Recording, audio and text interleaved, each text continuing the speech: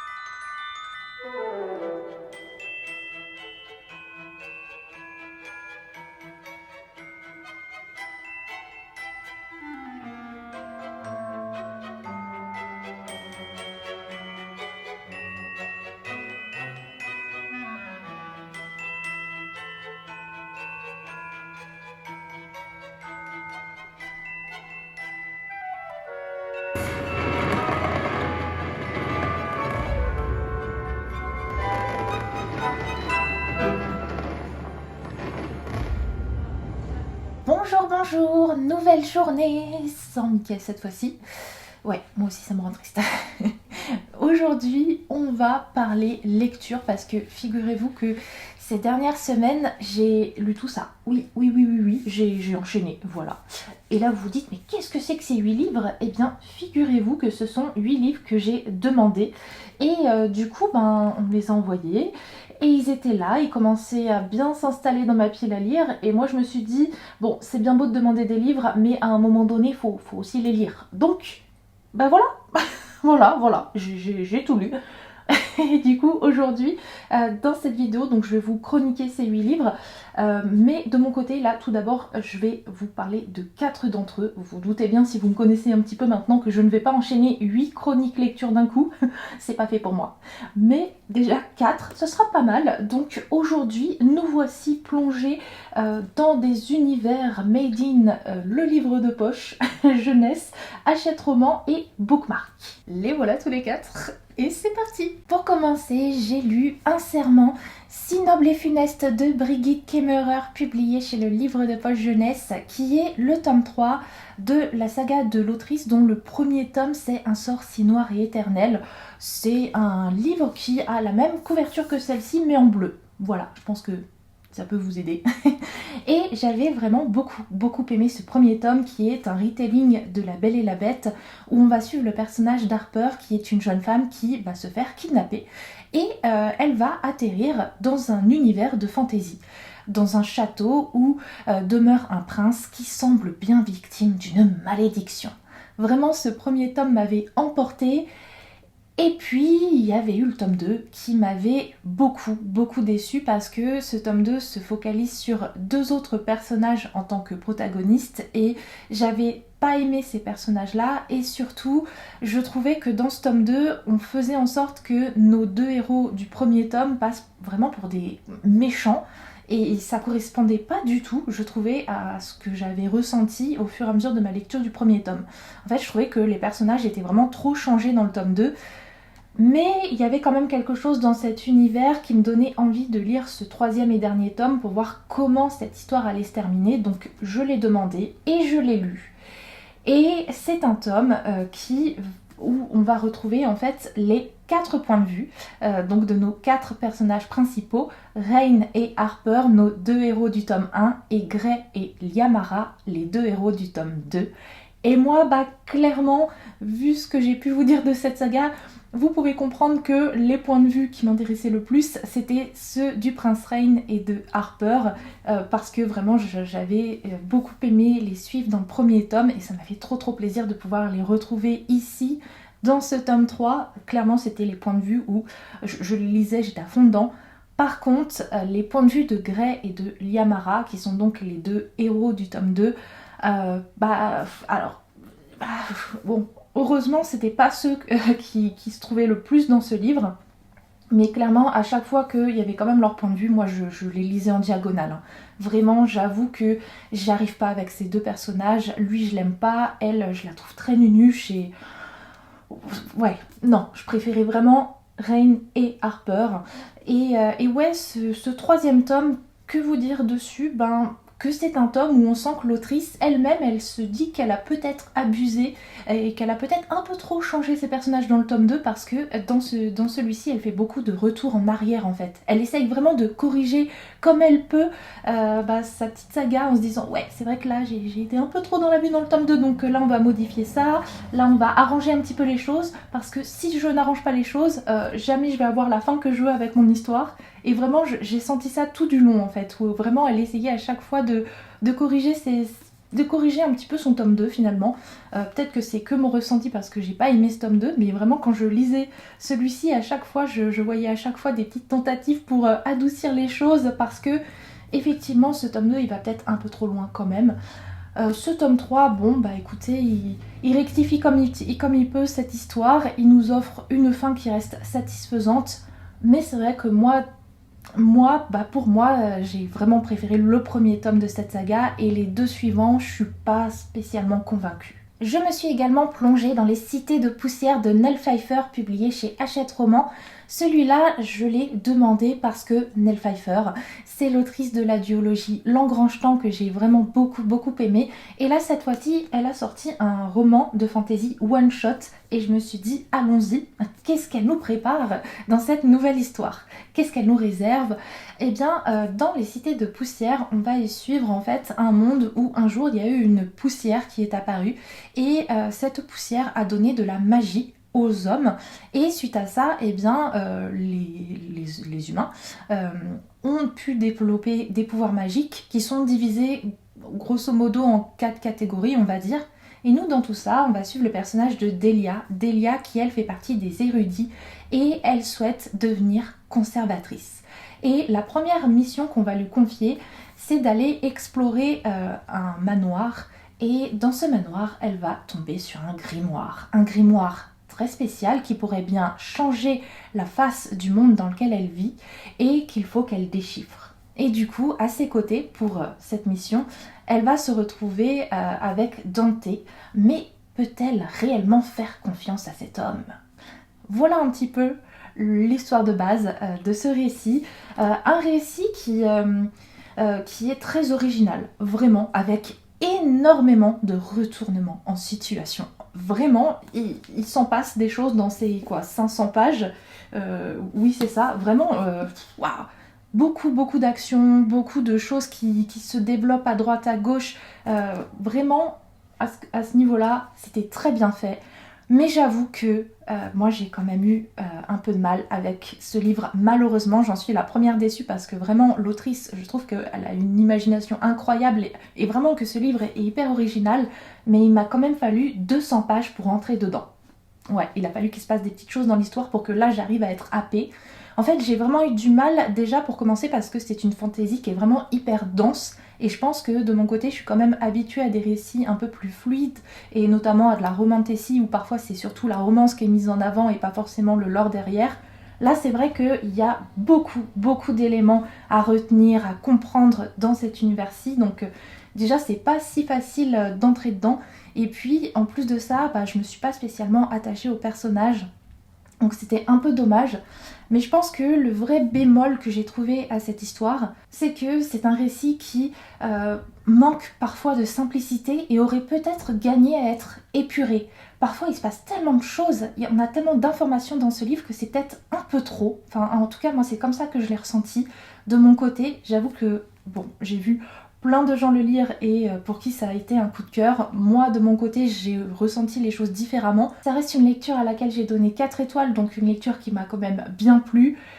Mais j'aurais aimé l'apprécier encore plus. Puis parlons maintenant du premier tome de la duologie La Guilde des émotions, Innocence blanche par Marie F. Flory, publié chez Bookmark, où on va suivre le personnage d'Emmaline. Emmaline qui va rentrer à Oxford et elle est vraiment très heureuse parce que au-delà de pouvoir faire ses études à Oxford, eh bien dans cette université elle va également pouvoir se développer en tant qu'émotionneur, puisqu'en fait dans cet univers il y a des personnes qui sont capables de manipuler les émotions des êtres humains et Emmaline en fait partie.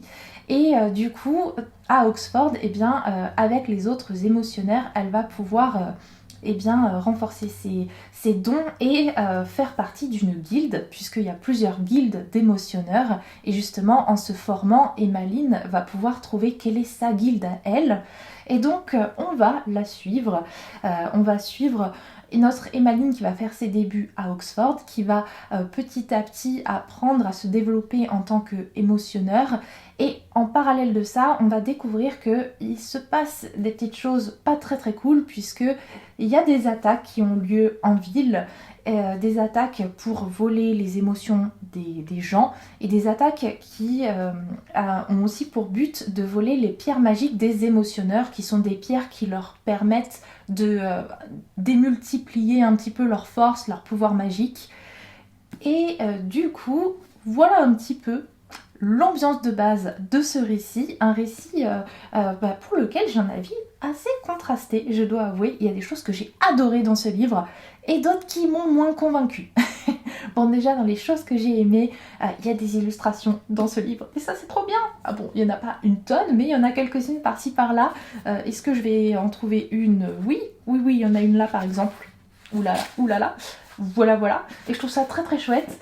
J'ai beaucoup aimé aussi l'écriture de l'autrice. C'est hyper fluide. Franchement, ce livre, ça se lit tout seul. C'est un vrai régal.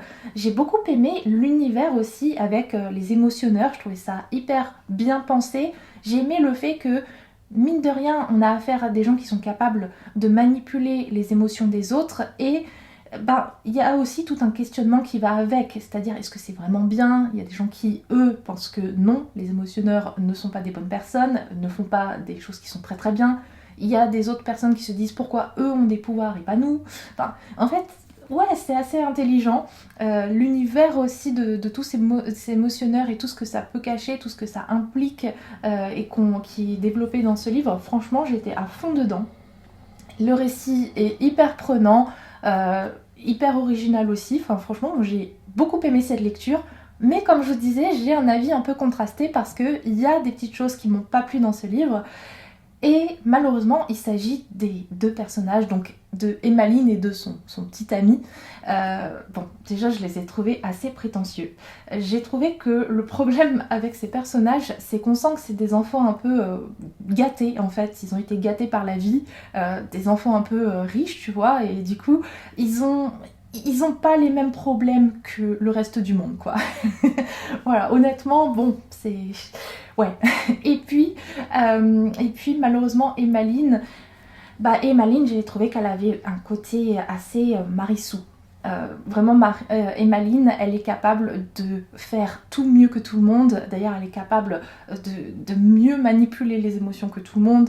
Il y a plusieurs guildes d'émotionneurs. Limite, elle pourrait rentrer dans toutes les guildes. Bizarrement, elle est douée pour tout, en fait. Et le pire, c'est qu'elle le dit dans le livre. Genre, ouais, ça, je sais que je suis très douée pour faire ça.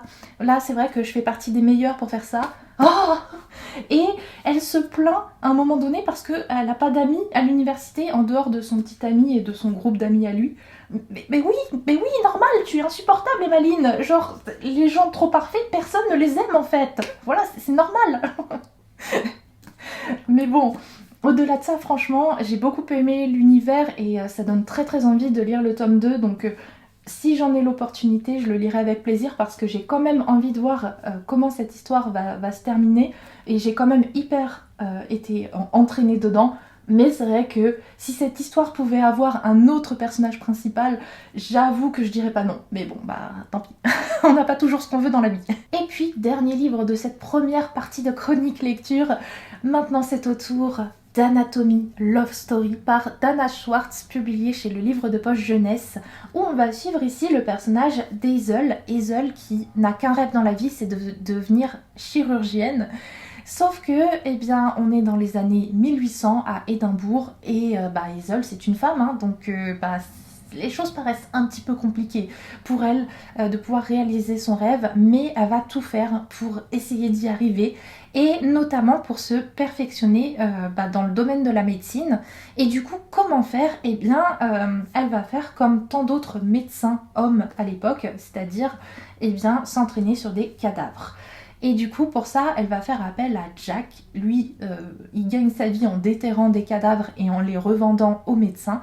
Et du coup, on va avoir ce duo, Hazel et Jack, qui va se former.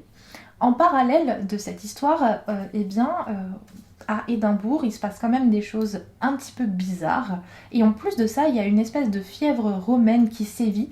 Et c'est une fièvre qui est très meurtrière. Donc, tout ça, ça crée un petit peu la pagaille, ça met un petit peu une ambiance un peu glauque. Hein. Pendant les 3/4 de ma lecture, je me suis régalée en compagnie de ce livre, vraiment. Alors oui, on y parle de médecine et on a certains détails sur l'anatomie humaine. Bon, j'avoue que c'est pas trop mon truc, certes, mais l'histoire, elle était vraiment prenante, ça se lit tout seul.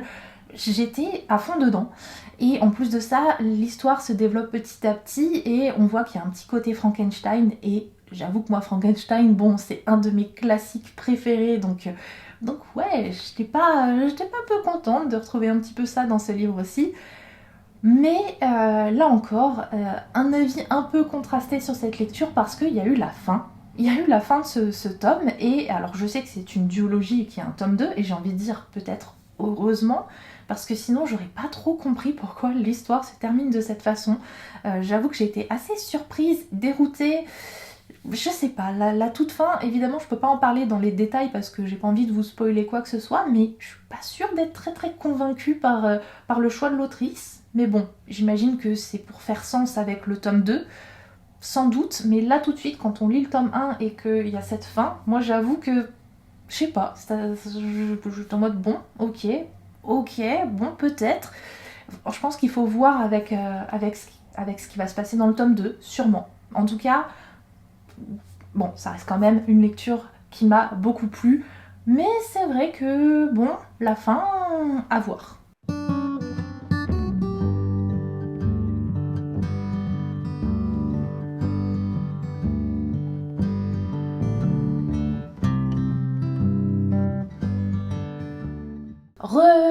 Aujourd'hui, comme vous le voyez, on s'attaque au Flammarion Jeunesse et du coup je me suis dit que ça pouvait être sympa, vu que je vais vous chroniquer 4 livres de la même maison d'édition, de vous les présenter et vous les chroniquer en partant de celui que j'ai le plus aimé à la lecture avec laquelle j'ai le moins accroché. Et le Flammarion Jeunesse que j'ai le plus aimé sur les 4, c'est le tome 2 de la saga Ono, Le Réveil des Ronces par Hélène Sika. Ono, c'est vraiment une saga jeunesse que j'aime beaucoup, beaucoup, beaucoup. C'est une pépite cette saga. Dans le premier tome, on va suivre le personnage d'Ono, qui est une jeune fille qui vit dans un univers où les êtres humains sont capables de faire de la magie, mais il y a diverses formes de magie. Et pour Ono, sa magie, ça se traduit à travers les plantes. Et Ono, eh bien, dans sa vie, ça fait maintenant 2 ans que ça va pas trop, parce que sa maman est plongée dans un long sommeil, un sommeil magique auquel elle ne s'est toujours pas réveillée. Et pour la sortir de ce sommeil, notre jeune fille, Ono, va partir à l'aventure avec 2 de ses amis. Des amis un petit peu spéciaux. Et du coup, dans ce premier tome, eh bien, il y a énormément d'aventures. Il y a tout un aspect voyage aussi parce qu'on voit beaucoup de décors différents.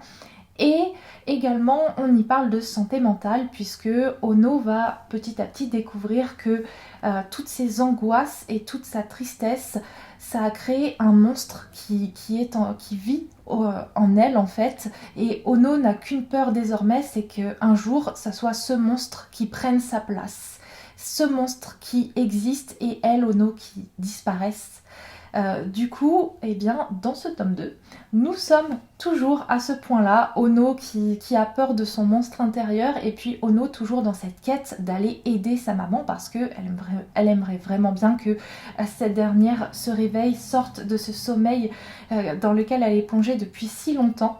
Et dans ce tome 2, on est vraiment plongé dans un décor hyper désertique. Vraiment, c'est une lecture estivale parfaite. Bon, déjà dans le tome 1, je trouve que ça se lit assez bien l'été parce qu'il y a tout un passage où il navigue sur les eaux. Mais alors là, vraiment, il fait chaud dans ce livre tout le temps, tout le temps. Moi, à chaque fois que je lisais ce livre, je m'imaginais vraiment un décor à la Dune ou à la Aladdin, vraiment dans ces eaux-là. C'est hyper chaleureux, c'est encore une fois bourré d'aventure parce que à chaque fois il arrive plein de choses à notre Ono. Il y a encore une fois plein de personnages secondaires hyper intéressants comme dans le premier tome qui apporte beaucoup à ce récit. Ono, c'est vraiment une saga jeunesse mais de qualité. On ne s'ennuie pas une seule seconde sur ces 2 tomes, que ce soit pour le premier ou pour celui-là que j'ai aussi énormément aimé. Enfin vraiment, on met en avant la nature, les plantes, mais aussi la santé mentale. Dans chacun des tomes, il y a énormément d'aventures et puis il y a toujours un aspect voyage. Enfin en tout cas, nous lecteurs, on voyage à travers chacun de ces récits. Franchement, cette saga est trop bien et elle mérite qu'on parle beaucoup plus d'elle. La deuxième lecture que j'ai préférée sur les 4 et qui est juste derrière le tome 2 d'Ono, c'est Unico, l'éveil pour ce premier tome par Tezuka Satine et Guri Hiru, qui est en fait un manga à la base qui est sorti dans les années 70 et là qui est réédité chez Flammarion Jeunesse dans ce grand format et franchement un format que j'ai adoré parce que c'est hyper agréable à lire comme ça. Alors Unico, eh bien ça nous parle de cette petite licorne qui un jour va s'attirer les foudres de la déesse Vénus et du coup cette dernière, folle de jalousie parce que Unico attire l'attention parce que les gens aiment Unico, va demander à une de ses servantes de kidnapper Unico et de l'envoyer sur les terres de l'oubli. Sauf que cette servante va se prendre d'affection pour Unico et ne va pas l'envoyer sur les terres de l'oubli mais sur notre terre. C'est là où notre petite licorne, qui a complètement oublié son passé, va atterrir et va se lier d'amitié avec un chat et vivre ensemble de nombreuses aventures pour ce premier tome. Un premier tome où du coup on est sur notre planète, du coup dans les années un petit peu 70, au moment où finalement ce manga est sorti, et en même temps il y a de la magie, et en même temps il y a Unico, cette petite licorne, et aussi Chloé, le petit chat avec lequel il va se lier d'amitié. C'est trop chou et en même temps c'est hyper prenant, vraiment j'ai beaucoup aimé suivre les aventures d'Unico, c'était hyper agréable et j'avoue que j'ai trop envie de lire la suite. C'est vraiment bien. Je m'attendais pas à accrocher autant en vrai. J'avais demandé à la base ce manga parce que voilà, petite licorne, je me suis dit allez ça va être tranquille, voilà bon. Je m'attendais à aimer mais pas forcément autant et finalement j'ai vraiment été transportée dans cette histoire et j'ai trop envie de lire les autres tomes. Puis c'est au tour du tome 2 de la saga Dead Garden, La Sentinelle par Cassandra O'Donnell. Dead Garden, c'est une saga qui met en avant l'histoire de la fille de Rebecca Keane. Rebecca Keane, c'est l'héroïne d'une saga Beat Lit à succès de Cassandra O'Donnell et avec Dead Garden, et bien cette fois-ci, l'héroïne, c'est sa fille, sa progéniture, Leonora Keane, qu'on suit du coup dans cette saga-là. Et là encore, on est plongé dans de la Beat Lit hyper agréable avec plein de créatures surnaturelles, diverses et variées. Notre Leonora Keane, elle est en France, accompagnée d'un assassin et aussi d'un fantôme. Et comme pour le premier tome, eh bien, il va y avoir des meurtres magiques inexpliqués et notre Leonora, elle est bien décidée à en savoir un peu plus et à comprendre ce qui se passe. Dans ce tome 2, on va également se focaliser aussi un peu plus sur la partie romance de notre jeune fille, oui. Et un tome 2, comme pour le premier tome que j'ai trouvé hyper agréable à lire, hyper fluide. Ce tome 2, je l'ai commencé un soir, j'ai dû lire 50 pages, et le lendemain, mauvaise période du mois, j'avais mal partout, j'étais incapable de bouger, de marcher, de quoi que ce soit. Du coup, je me suis calée avec ce livre et je l'ai dégommé en une journée. Voilà. Enfin, en dehors des 50 pages que j'avais lues la veille, j'ai tout enchaîné pour le reste et franchement, je me suis régalée avec cette lecture. On s'ennuie pas une seule seconde. Bien qu'on sente quand même que ce tome 2, c'est un tome de transition et que le plus gros reste à venir dans la suite. Mais franchement, déjà avec ce tome-ci, j'ai passé un excellent moment et ça m'a permis de passer une très bonne journée en dehors des douleurs et de la fatigue. J'étais juste trop bien avec cette lecture. Et pour finir, c'est au tour du tome 2 de la saga, La promesse d'Avalon. Avalon, je sais jamais, vous savez maintenant, qui est donc Au-delà de l'éternité par Lise Siven. Dans le premier tome de cette saga, là cette fois-ci c'est le tome 2, c'est la fin de cette duologie, eh bien nous faisions la rencontre de Gwen. Gwen qui va rapidement découvrir qu'en fait c'est la gardienne, la nouvelle gardienne de l'épée Excalibur. Et en plus de ça, elle va se retrouver liée avec un démon qui va devoir vivre avec elle sous forme de chat. Et ce premier tome m'avait vraiment emballée parce que j'avais beaucoup aimé les interactions entre Gwen et Tristan, le démon sous sa forme de chat. Vraiment les deux qui se chamaillaient tout le temps, c'était très drôle, très divertissant. Et du coup j'avais hâte de retrouver ce second tome pour voir un petit peu comment cette saga allait évoluer et se terminer. Bon déjà, première chose que j'ai appréciée, c'est qu'au début de ce livre, il y a le résumé du tome 1, voilà, sur 2-3 pages, et ça, franchement, moi c'est toujours un truc que j'apprécie parce que quand on lit beaucoup de sagas, forcément il y a des petits détails qui vont nous échapper, il y a des personnages aussi où on va un peu oublier les prénoms et tout ça. Franchement, ces petits résumés-là, c'est très cool. Maintenant, je dois avouer que ce tome 2, pour moi, ça a été une déception, malheureusement. Franchement, ça me rend triste, mais hélas, ce tome 2, ça ne l'a pas fait avec moi. Je pense que j'aime beaucoup dans cette saga l'aspect un peu sorcière, Wicca, mêlé à ce côté Excalibur, mais ce que j'ai préféré en fait dans le premier tome, c'est vraiment toutes les interactions entre Gwen et Tristan, entre Gwen et ce démon, entre la sorcière, le démon. Malheureusement, dans ce tome 2, en fait, déjà il y a moins d'interactions entre Gwen et Tristan, et quand il y en a, très souvent, Gwen allait accompagner d'autres personnages, donc bon, j'étais assez déçue. Et je pense tout simplement, en fait, en réalité, que même s'il y a plein de choses très cool dans cette saga, moi, ce qui m'a peut-être le plus déçue, c'est que j'avais tout simplement d'autres attentes pour cette histoire et que finalement, elle a pris une tournure qui moi, m'a pas forcément convaincue et du coup, je suis restée très en dehors de ce récit, malheureusement. Ladies and gentlemen, everybody, ça y est, ces 8 livres sont chroniqués, vous avez mon avis dessus. Vous voyez que parfois il y a du très bon et puis parfois il y a de la déception. Parce que c'est comme ça arrive. Mais en tout cas, ce qu'il faut retenir, c'est que désormais cette vidéo est terminée. Voilà, c'est terminé pour ce vlog, mais rassurez-vous, pas de panique, on se retrouve très vite et tout bientôt pour une nouvelle vidéo.